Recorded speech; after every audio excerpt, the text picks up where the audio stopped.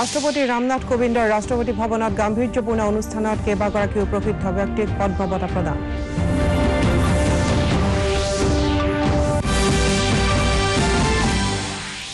অসমত তিনিটা পৰ্যায়ত লোকসভাৰ নিৰ্বাচন সুকলমে অনুষ্ঠিত কৰাৰ বাবে নিৰ্বাচন বিভাগৰ তৎপৰতা। আগন্তুক নিৰ্বাচনত ৰাজ্যখনত ভোটাৰৰ সংখ্যা প্ৰায় 2,18 লাখ। ভোটাৰৰ মাজত ভোটদান সম্পৰ্কে সজাগতা সৃষ্টিৰ উদ্দেশ্যে গুৱাহাটীৰ লতাশিল খেলপথাৰৰ পৰা সজাগতা দৌৰ।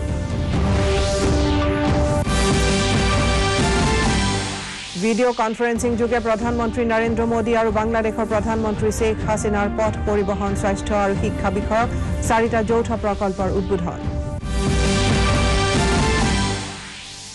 ফিনলেণ্ডৰ হেলচিংকি GB বক্সিং টুৰ্ণামেণ্টত ভাৰতৰ বক্সাৰ কবিন্দৰ সিং বিষ্টৰ সোণ, শিৱ থাপা আৰু আন 3গৰাকী বক্সাৰৰ ৰূপৰ পদক অৰ্জন।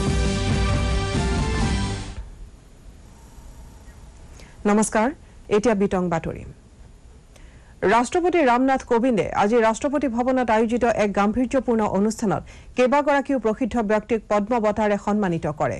মালায়ালম অভিনেতা মোহন লাল, দক্ষিণ আফ্ৰিকাৰ ৰাজনীতিবিদ প্ৰবীণ গৰ্ধন, সিস্কোৰ প্ৰাক্তন মুৰব্বী জন চেম্বাৰ্ছ, সাংসদ হুকুমদেৱ নাৰায়ণ যাদৱ, কাৰিয়া মুণ্ডা, সুখদেৱ সিং ধিংসা আৰু প্ৰয়াত সাংবাদিক কুলদীপ নায়াৰক পদ্মভূষণ বঁটা প্ৰদান কৰা হয়।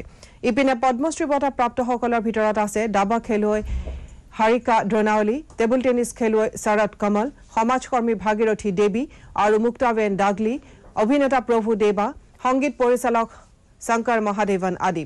উল্লেখযোগ্য যে এই বছৰ গণতন্ত্ৰ দিৱসৰ প্ৰাক্ষণত 112গৰাকী ব্যক্তিৰ নাম পদ্ম বঁটাৰ বাবে ঘোষণা কৰা হৈছিল।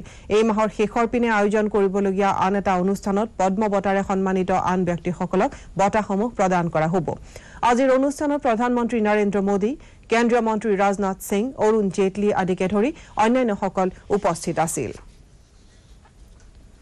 ভাৰতৰ নিৰ্বাচন আয়োগে আগন্তুক লোকসভা নিৰ্বাচনত 7টা পৰ্যায়ত অনুষ্ঠিত কৰাৰ বাবে কালি নিৰ্বাচনী সূচী ঘোষণা কৰাৰ পাছতে অসমতো নিৰ্বাচনী তৎপৰতা বৃদ্ধি পোৱা পৰিলক্ষিত হৈছে। ৰাজ্যখনত অহা মাহৰ 11, 18 আৰু 23 তাৰিখে 3টা পৰ্যায়ত লোকসভা নিৰ্বাচন অনুষ্ঠিত হ'ব। 11 এপ্ৰিলত তেজপুৰ, কলিয়াবৰ, যোৰহাট, ডিব্ৰুগড় আৰু লখিমপুৰ সমষ্টিকেইটাৰ বাবে নিৰ্বাচন অনুষ্ঠিত হ'ব। 18 এপ্ৰিলত কৰিমগঞ্জ, শিলচৰ, পাৰ্বত্য জিলা, মঙলদৈ আৰু নগাঁও সমষ্টিত আৰু 23 এপ্ৰিলত ধুবুৰী, কোকৰাঝাৰ, বৰপেটা আৰু গুৱাহাটী লোকসভা সমষ্টিৰ বাবে ভোটগ্ৰহণ অনুষ্ঠিত হ'ব। আজি দিছপুৰৰ জনতা ভৱনত আয়োজিত এখন সংবাদমেলত ৰাজ্যৰ মুখ্য নিৰ্বাচনী বিষয়া মুকেশ চাহুৱে কয় যে এইবাৰৰ নিৰ্বাচনত ৰাজ্যখনৰ 2,60,60,604গৰাকী ভোটাৰে ভোটাধিকাৰ সাব্যস্ত কৰিব।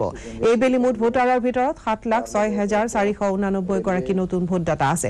সেইসকলৰ ভিতৰত 18 পৰা 19 বছৰ বয়সৰ নতুন ভোটদাতাৰ সংখ্যা বৃদ্ধি পোৱাৰ সম্ভাৱনা আছে। সংবাদমেলত চাহুৱে উল্লেখ কৰে যে নিৰ্বাচন আয়োগে ভিজিল মোবাইল এপ, বিশেষভাৱে সক্ষমসকলৰ বাবে PWD এপ আৰু ভোটাৰৰ হেল্পলাইন মোবাইল এপ আদি কেইবাটাও নতুন মোবাইল এপ্লিকেশ্যন প্ৰৱৰ্তন কৰিছে। তেওঁ লগতে প্ৰকাশ কৰে যে ভোটগ্ৰহণ কেন্দ্ৰসমূহৰ ভিতৰত 1,913টা স্পৰ্শকাতৰ আৰু 3,663টা অতি স্পৰ্শকাতৰ কেন্দ্ৰ আছে। ভোটদান সম্পৰ্কে সজাগতা সৃষ্টিৰ উদ্দেশ্যে আজি পুৱা গুৱাহাটীৰ লতাশিল খেলপথাৰৰ পৰা এটা সজাগতা দৌৰৰ আয়োজন কৰা হয়। কামৰূপ মহানগৰ জিলা প্ৰশাসনৰ সহযোগত মুখ্য নিৰ্বাচন বিষয়াৰ কাৰ্যালয়ে আয়োজন কৰা এই দৌৰৰ ফ্লেগ অফ কৰে মুখ্য নিৰ্বাচনী বিষয়া মুকেশ চাহুৱে। দৌৰ কাৰ্যসূচীত মহানগৰ জিলাৰ উপায়ুক্ত বিশ্বজিৎ পেগু, নিৰ্বাচন বিষয়া জিমলি শইকীয়া আদিকে ধৰি কেইবাগৰাকীও উচ্চপদস্থ বিষয়াই অংশগ্ৰহণ কৰে।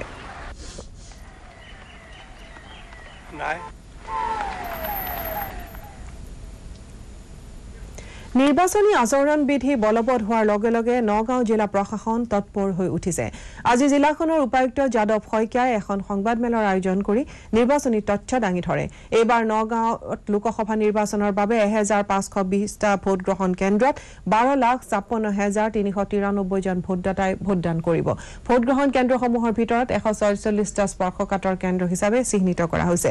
ইপিনে নিৰ্বাচন সুকলমে সম্পন্ন কৰাৰ বাবে নগাঁও আৰক্ষীয়ে 22টা মণ্ডল আৰু 147টা খণ্ডত জিলাখন ভাগ কৰি নিৰাপত্তা বেষ্টনী গঢ়ি তোলাৰ প্ৰস্তুতি চলাইছে।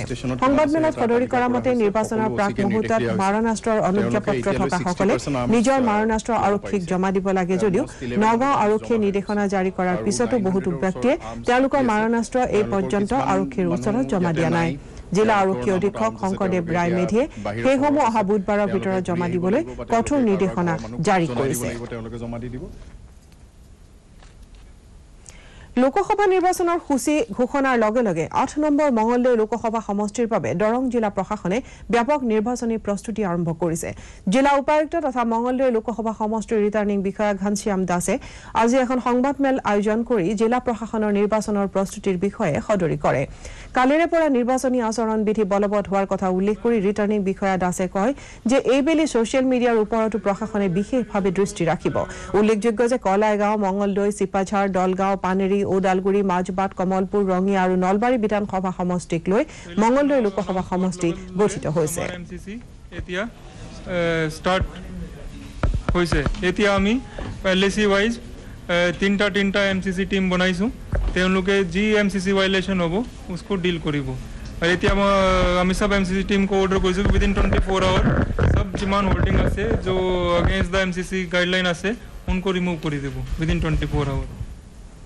কাৰ্বি আংলং জিলাৰ সদৰ ডিফুস্থিত উপায়ুক্তৰ কাৰ্যালয়ৰ সভাকক্ষত আগন্তুক লোকসভা নিৰ্বাচনৰ বাবে ডিফু সমষ্টিৰ প্ৰস্তুতি সন্দৰ্ভত আজি এখন সংবাদমেল অনুষ্ঠিত হয় জিলাখনৰ 5টা বিধানসভা সমষ্টিক সামৰি অনুষ্ঠিত হ'বলগীয়া ডিফু লোকসভা সমষ্টিৰ নিৰ্বাচন অহা 18 এপ্ৰিলত অনুষ্ঠিত হ'ব সমষ্টিটোত নিকা শান্তিপূৰ্ণ আৰু নিৰপেক্ষ নিৰ্বাচন অনুষ্ঠিত কৰাৰ বাবে জিলা নিৰ্বাচন বিভাগ জিলা প্ৰশাসন তথা আৰক্ষী প্ৰশাসনে যৌথভাৱে বিশেষ পদক্ষেপ গ্ৰহণ কৰিছে বুলি উপায়ুক্ত মুকুল কুমাৰ শইকীয়াই সংবাদমেলত প্ৰকাশ কৰে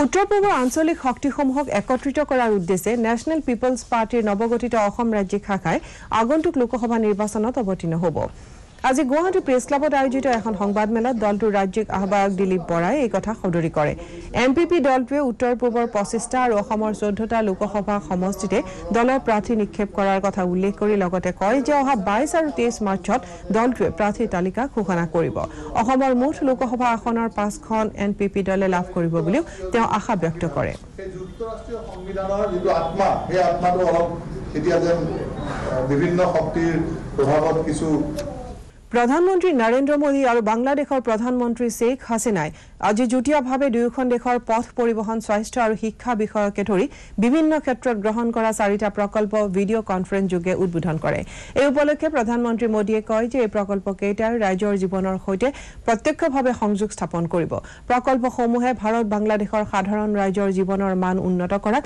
এটা গুৰুত্বপূৰ্ণ আৰু ইতিবাচক ভূমিকা পালন কৰিব বুলিও প্ৰধানমন্ত্ৰীয়ে কয় মোদীয়ে কয় যে প্ৰধানমন্ত্ৰী হাছিনাৰ সৈতে হোৱা এই ষষ্ঠ সংখ্যক ভিডিঅ' কনফাৰেন্সৰ জৰিয়তে দেশ দুখনৰ গভীৰ আৰু শক্তিশালী সম্পৰ্কৰ কথাকেই সূচাইছে बांग्लादेश का विकास भारत के लिए खुशी का विषय तो है ही हमारे लिए प्रेरणा का स्रोत भी है प्रधानमंत्री शेख हसीना जी ने बांग्लादेश के विकास के लिए महत्वाकांक्षी लक्ष्य तय किए हैं 2021 तक बांग्लादेश को मिडिल इनकम कंट्री बनाने और 2041 तक डेवलप कंट्री बनाने के उनके विजन को साकार करने में सहयोग करना हमारे लिए गर्व का विषय है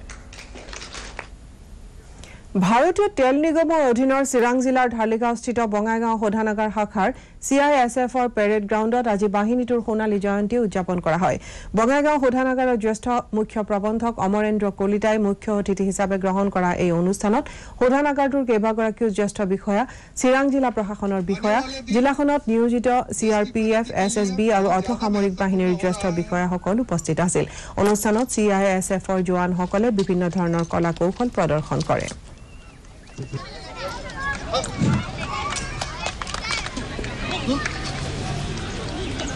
डॉग इमरान के साथ इनका हौसला अफजाई करें उनका सादर अभिनंदन करें हम कठोर शारीरिक परिश्रम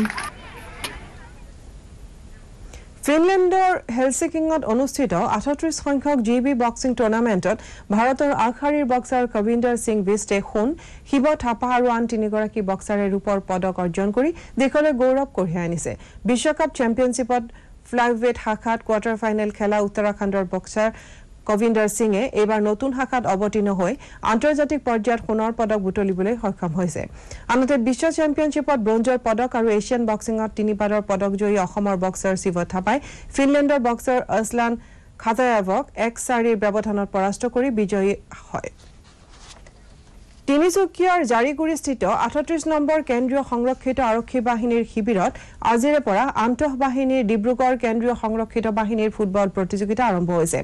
এই উপলক্ষে আয়োজিত উদ্বোধনী অনুষ্ঠানত কেন্দ্ৰীয় সংৰক্ষিত আৰক্ষী বাহিনীৰ ৩৮ নম্বৰ বেটেলিয়নৰ কমাণ্ডেণ্ট সুৰেন্দ্ৰ কুমাৰ, দ্বিতীয় কমাণ্ডেণ্ট সতীশ কুমাৰকে ধৰি কেইবাগৰাকীও শীৰ্ষ বিষয়া অংশগ্ৰহণ কৰে।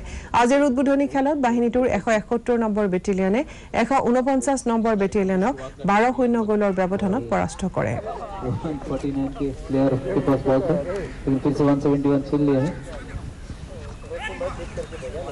और बढ़िया पास किया है। মহামানৱ মহাত্মা গান্ধীৰ ১৫০ বছৰীয়া জয়ন্তী উপলক্ষে প্ৰেছ ইনফৰমেশ্যন ব্যুৰোৰ গুৱাহাটী শাখাই আজি খাদী আৰু গ্ৰামোদ্যোগ বিভাগৰ মুখ্য কাৰ্যালয়ত সাংবাদিকৰ সৈতে বাৰ্তালাপ শীৰ্ষক এখন কৰ্মশালা অনুষ্ঠিত কৰে।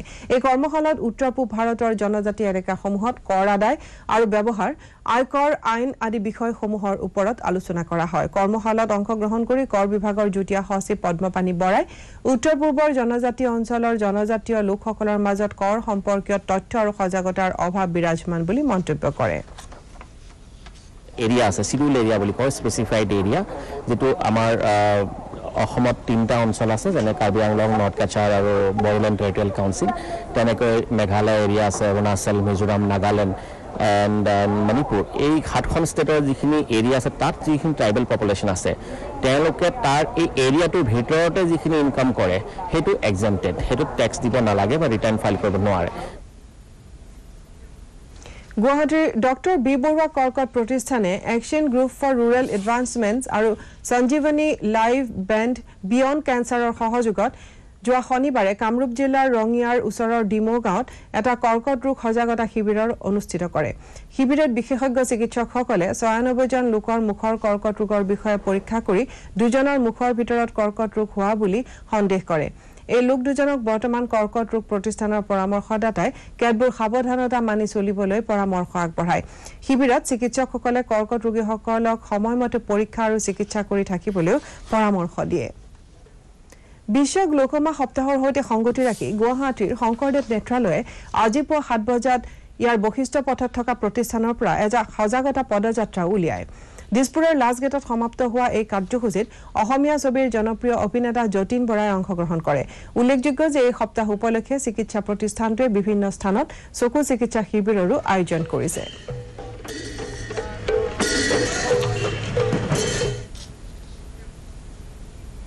মিচিং জনগোষ্ঠীৰ উৎসৱ আলি আই লৃগাং পৰম্পৰাগতভাৱে ধেমাজিৰ চিচিটঙানী মেৰ চাপৰিত 3দিনীয়া বৰ্ণাঢ্য কাৰ্যসূচীৰে পালন কৰা হয়। কালি সামৰণি পৰা এই উৎসৱত গুমৰাগ নৃত্য আৰু ঐনিত্যমৰ সুৰত মেৰ চাপৰিৰ আকাশ বতাহ মুখৰিত হৈ পৰে।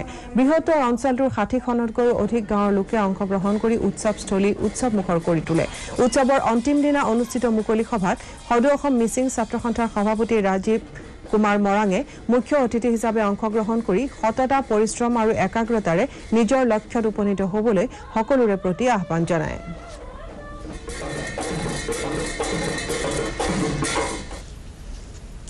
শেষ কৰাৰ আগতে প্ৰধান বাতৰিসমূহ আকৌ এবাৰ। ৰাষ্ট্ৰপতি ৰামনাথ কোবিন্দৰ ৰাষ্ট্ৰপতি ভৱনত গাম্ভীৰ্যপূৰ্ণ অনুষ্ঠানত কেইবাগৰাকীও প্ৰসিদ্ধ ব্যক্তিক পদ্ম বঁটা প্ৰদান।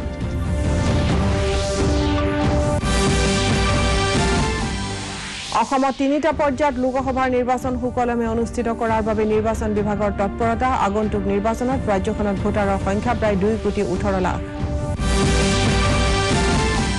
ভোটাৰৰ মাজত ভোটদান সম্পৰ্কে সজাগতা সৃষ্টিৰ উদ্দেশ্যে গুৱাহাটীৰ লতাশিল খেলপথাৰৰ পৰা সজাগতা দৌৰ।